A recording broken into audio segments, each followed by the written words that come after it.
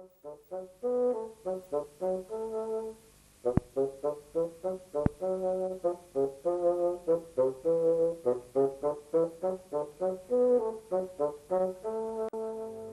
je zgodno da vam se ja predstavim, da znate ko sam. Ja sam Željko Klepač.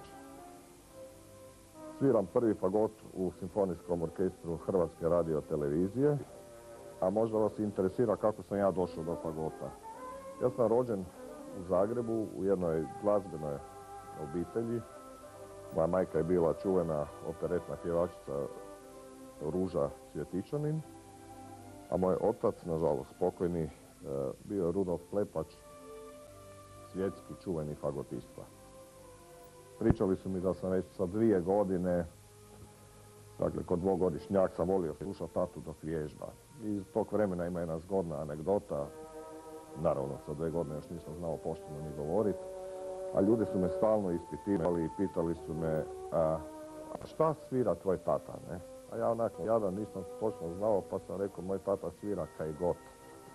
I bila je dugo vreme bila jedna pošalica, a onda sam poslije prešao, svirao sam solo gitaru u Mladim lavovima.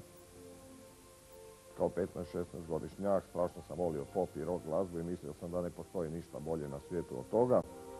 No međutim, ipak sam prešao na taj fagot i nikad nisam požalio.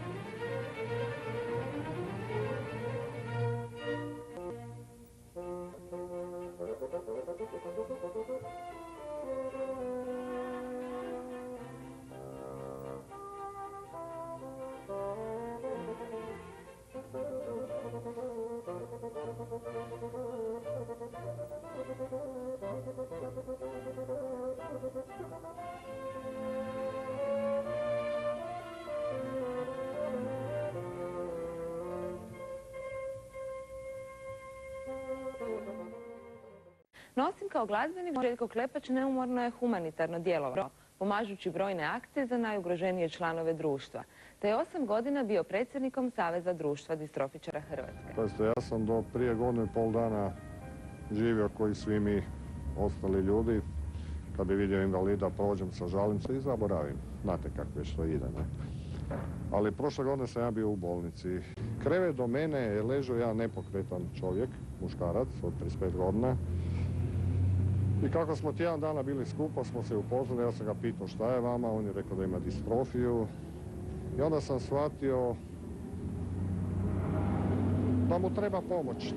Potrudio sam se, napravio sam u glazbenom zavodu jedan dobrotvorni koncert, sam sam organizirao, dobio sam dvoranu Zabadava, Pepi Klima je svirala, Lidija Horvat je pevala, kvartet Graciozo je svirao. Strašno je nam zgodna večer, bila puna topline, ljubavi i kupili si kolica, ne? I čovjek je postao pokretan. Ja sam rekao, sad se on fura kolut, ne mislim, fura, ima žmigace, svetla, sve, ta kolica su savršena, ne? I onda sam ušao zapravo u jedan taj svijet tih ljudi koji ja nisam poznao, ne?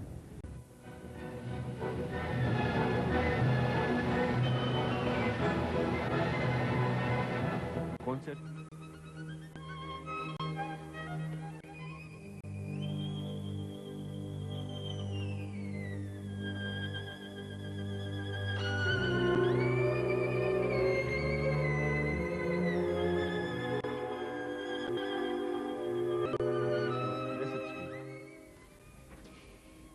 Pa onako, da čovjek ostane bez riječi. Je, ali znate šta, to je prvi put u životu da se ovako neko nama stvarno pobrini.